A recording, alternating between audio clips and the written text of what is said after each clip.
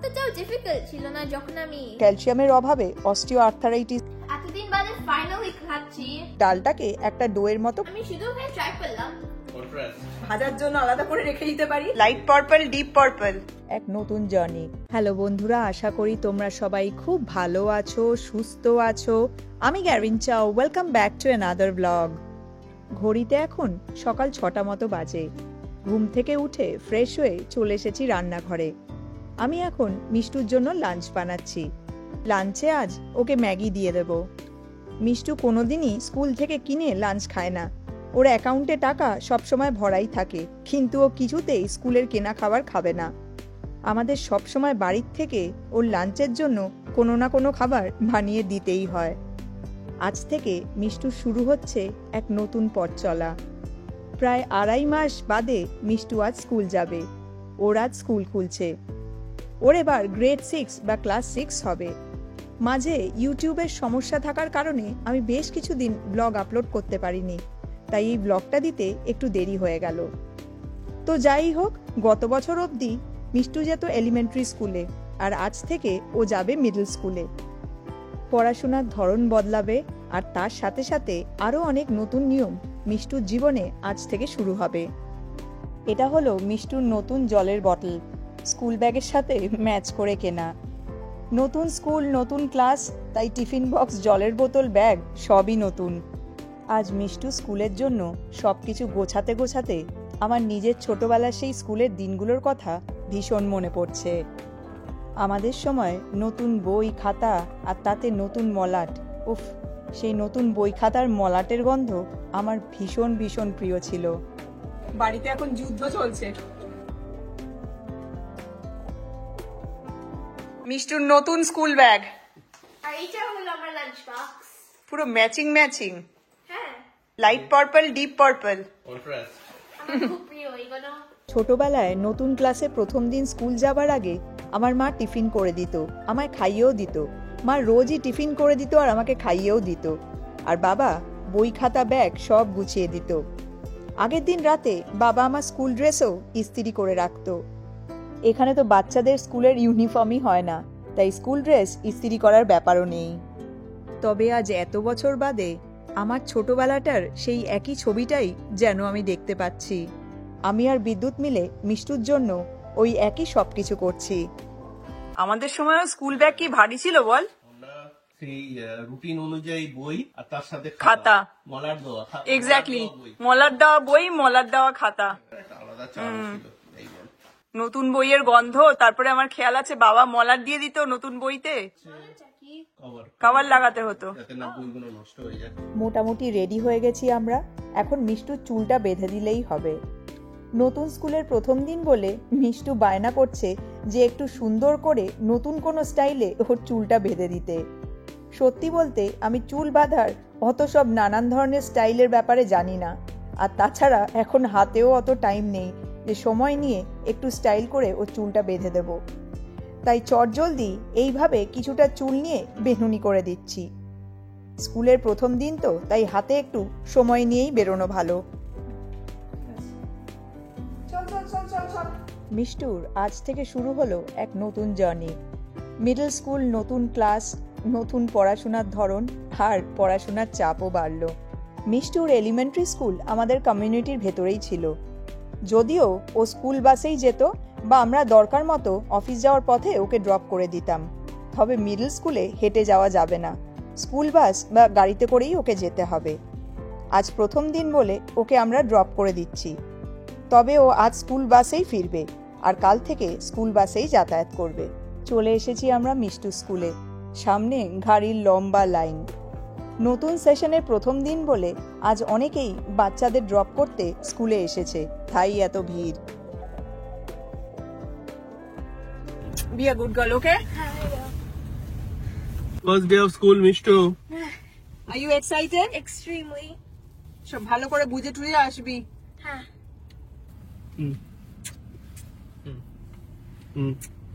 তো যাই হোক, মিষ্টুকে ড্রপ করে বাড়ি ফিরে তারপরে তোমাদের সাথে আবার কথা হচ্ছে। বাড়ি ফিরে বিদ্যুৎ মিটিংয়ে ঢুকে পড়েছে, আর আমি এখন বিদ্যুৎ আর আমার ব্রেকফাস্টের ব্যবস্থা করছি। সকালে মিষ্টু স্কুলের তাড়াহুড়োতে আমাদের কিছুই খাওয়া হয়নি, তাই এখন খিদে পেয়ে গেছে প্রচণ্ড। বিদ্যুৎ সকালে অবশ্য 1 কাপ চা খেয়েছে, তবে আমি তো চা খাই না, তাই আমার পেট একদম খালি।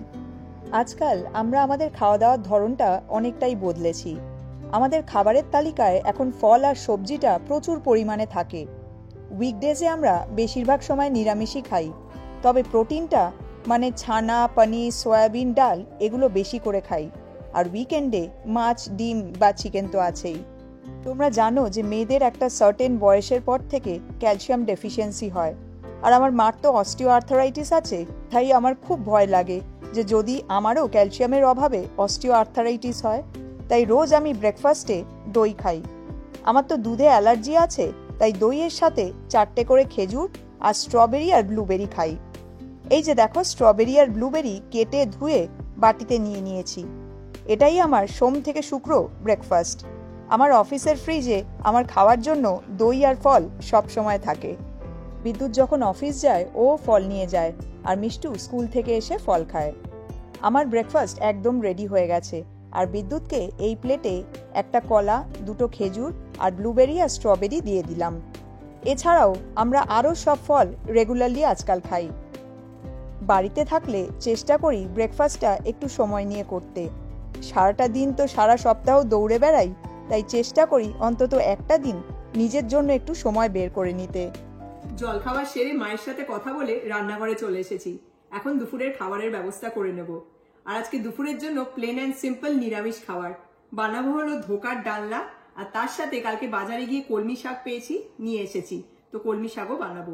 বেশ অনেকদিন হয়ে গেছে আমরা কলমি শাক পাচ্ছিলাম না। কলমি শাকটা আমরা 3 জনেই খেতে প্রচন্ড ভালোবাসি, তাই কালকে গিয়ে যখন দেখলাম নিয়ে এসেছি 1 প্যাকেট।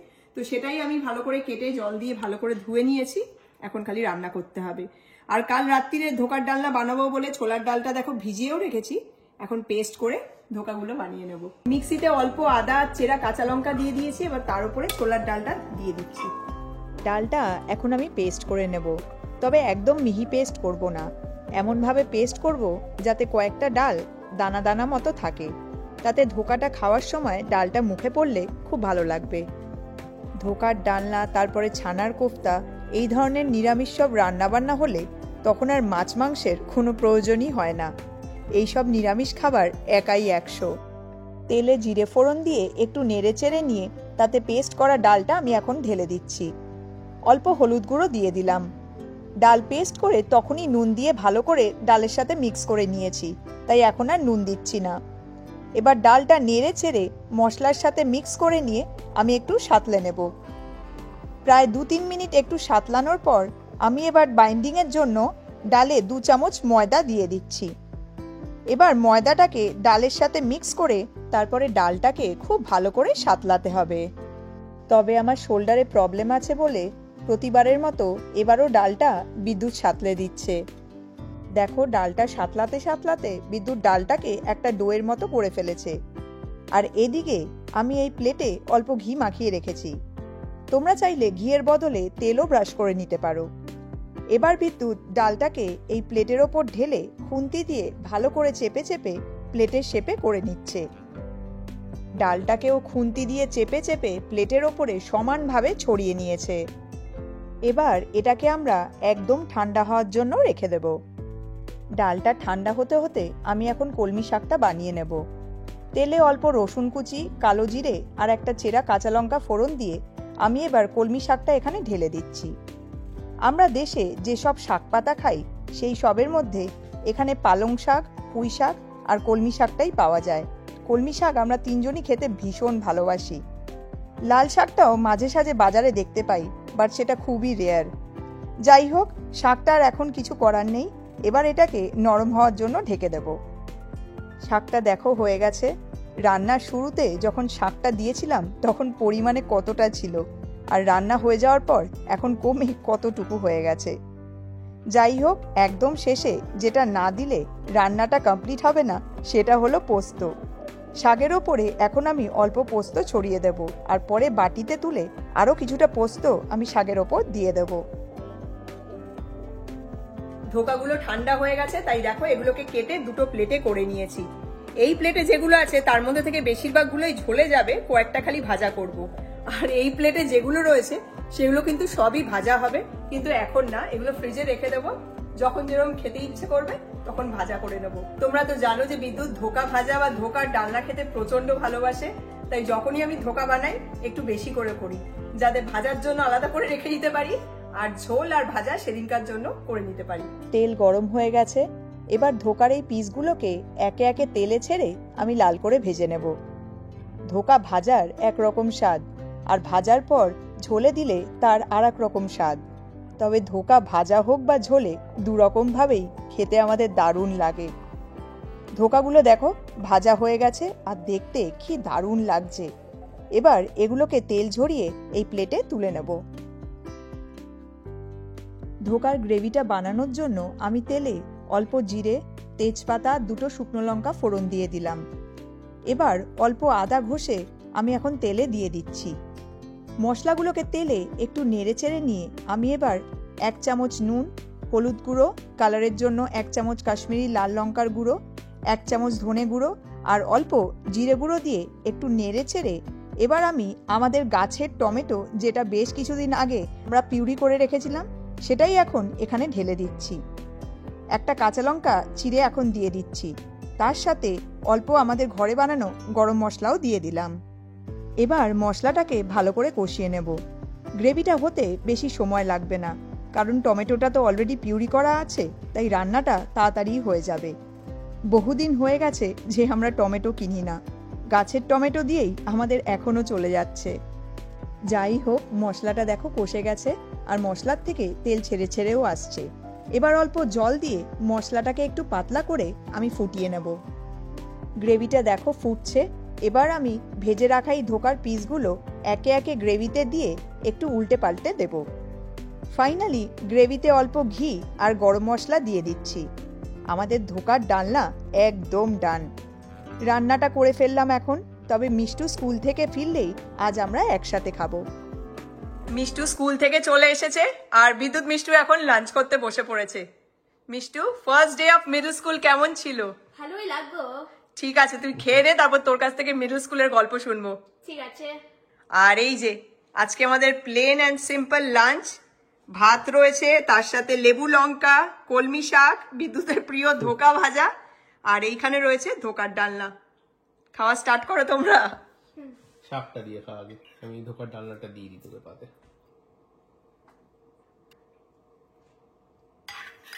শুকনো শুকনো গ্রেভি।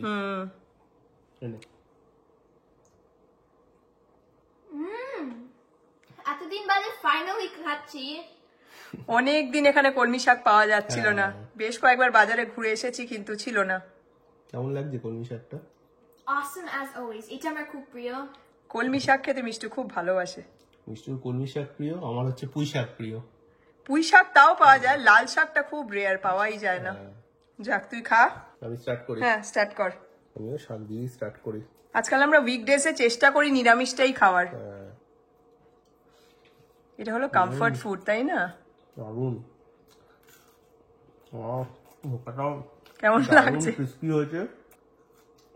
একটু লঙ্কা। ঘড়িতে প্রায় 4টে বাজে। আজকে আমাদের লেট লাঞ্চ হচ্ছে, কারণ আমরা মিষ্টুর জন্য ওয়েট করছিলাম যে ও স্কুল থেকে আসুক, তারপরেই খাবো। ধোকাটাও দারুণ লাগছে, ভাজাটা তো অসম লাগছে, গ্রেভিটা একটু খেয়ে দেখি। বিদ্যুতের তো ধোকা ভাজা, ধোকার ডালনা সবই প্রিয়।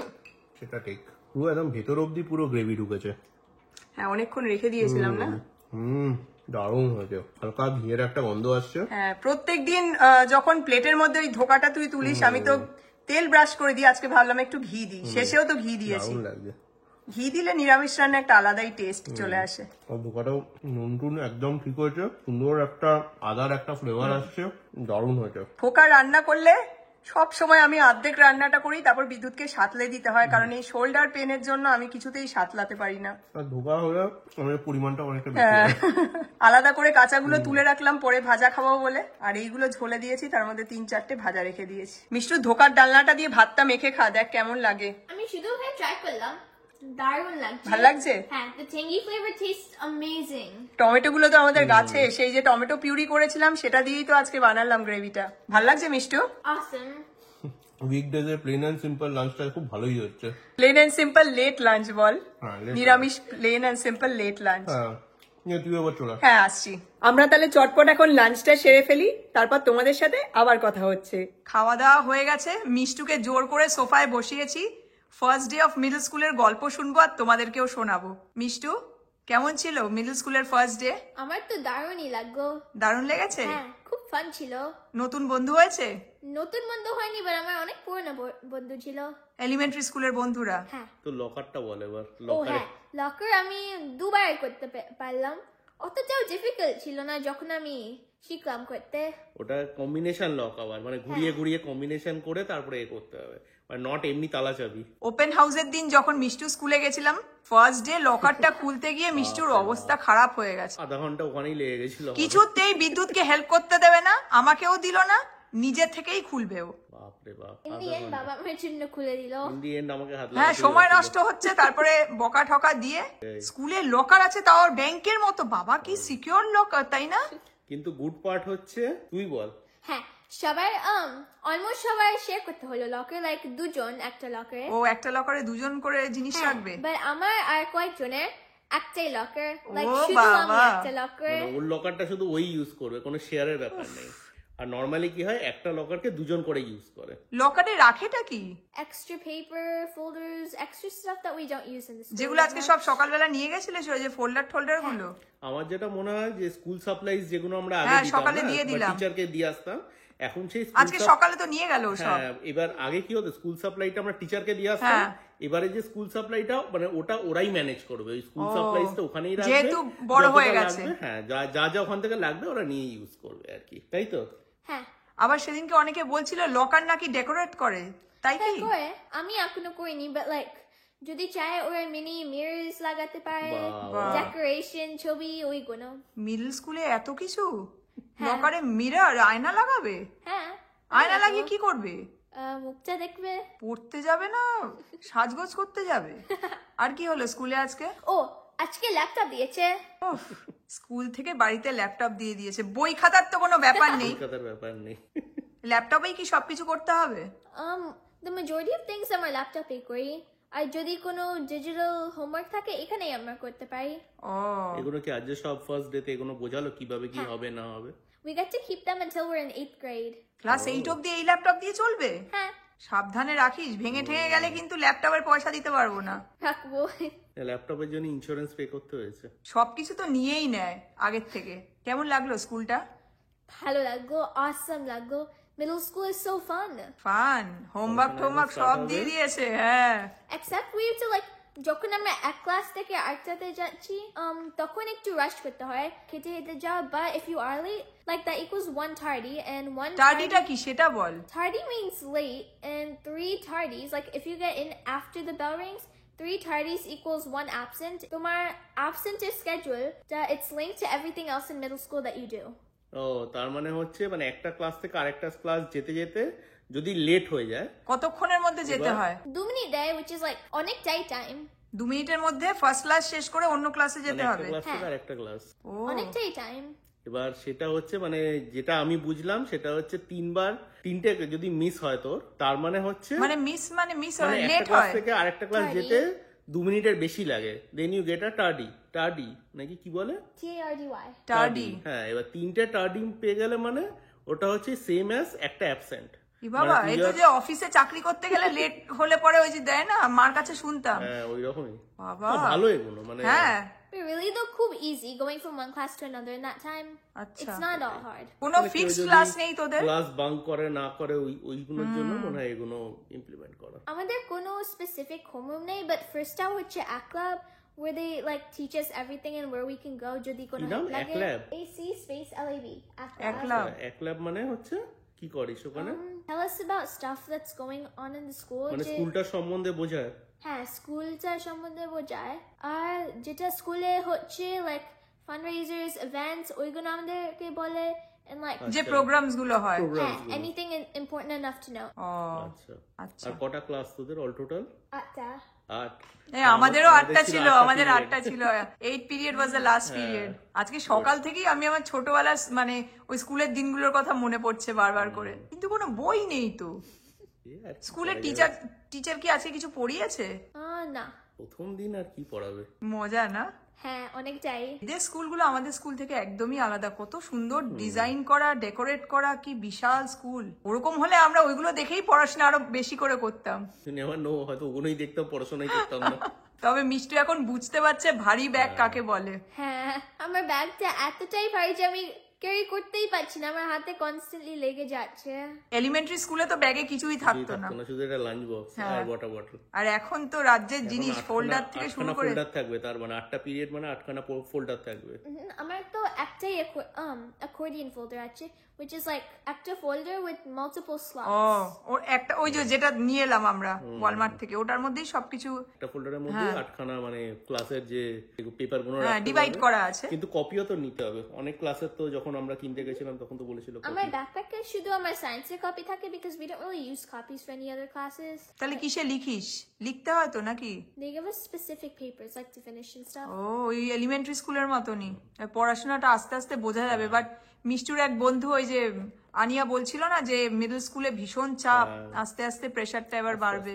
তোমরা অনেকেই জিজ্ঞেস করেছিলে যে মিডল স্কুলে পড়াশোনা কেমন হয়। এবার আমরা আস্তে আস্তে তোমাদের সাথে সেগুলো শেয়ার করতে পারবো, কারণ মিষ্টু মিডল স্কুলে যাচ্ছে, ব্যাপারগুলো আরো বেশি করে জানতে পারবো উইথ টাইম। তবে ভালো লাগলে তো খালি হবে না, এখন তো আর এলিমেন্টারি স্কুলের মতো বেলা অবধি শুতে পারবে না। মিডল স্কুলে তো আরো তাড়াতাড়ি উঠতে হবে, কারণ বাস আরো সকালে আসবে, আর বাস মিস করলে কেউ নিয়ে যেতে পারবে না। বাড়িতেই তো থাকবো না, কে নিয়ে যাবে? সকাল সকাল মিষ্টু আজকে কোন রকমের টেনে টুনে তুলেছি, বসে বসে হাই তুলছে। হয়ে গেল, আর ঘুম নেই সকালবেলা। এত তো সকালে আমি আর উঠতে পারবো না। অ্যাকচুয়ালি সামার ভ্যাকেশনে অভ্যেস হয়ে গেছে না, এটা যেতে আবার একটু টাইম লাগবে, কষ্ট হবে, কিচ্ছু করার নেই। মিডল স্কুলে বাস আরো তাড়াতাড়ি আসবে, বাস মিস করলে গেল। তোমরা অনেকেই মিডল স্কুল নিয়ে আমাকে অনেকবার অনেক রকম প্রশ্ন করেছিলে, তো এবার আর সেই প্রশ্নগুলোর উত্তর দিতে আমার খুব একটা অসুবিধা হবে না, কারণ মিষ্টুই তো এখন মিডল স্কুল যাচ্ছে। তো তোমাদের যদি মিডল স্কুল নিয়ে কোনো প্রশ্ন থাকে তাহলে অবশ্যই আমাকে করো, আমি ডেফিনেটলি চেষ্টা করব উত্তর দিতে। তো যাই হোক, আজকের ব্লগটা তাহলে এখন আমি এখানেই শেষ করছি। তোমরা কিন্তু কমেন্ট করে অবশ্যই জানিও যে আজকের এই ব্লগটা তোমাদের কেমন লাগলো, আর যদি ভালো লাগে তাহলে প্লিজ একটা লাইক করো। যারা এখনো ফলোয়ার সাবস্ক্রাইব করোনি প্লিজ করে দিও। আর তোমরা যে যেখান থেকে ব্লগগুলো দেখো, ফেসবুক হোক বা ইউটিউব, তোমাদের যদি ব্লগগুলো ভালো লাগে তাহলে প্লিজ একটু শেয়ার করো। তোমাদের সাথে খুব শিগগিরই আবার দেখা হবে নতুন একটা ব্লগ নিয়ে। তোমরা সবাই খুব ভালো থেকো, সুস্থ থেকো, সাবধানে থেকো, আমাদের সঙ্গে থেকো। Take care and thank you so much for watching. Bye bye by.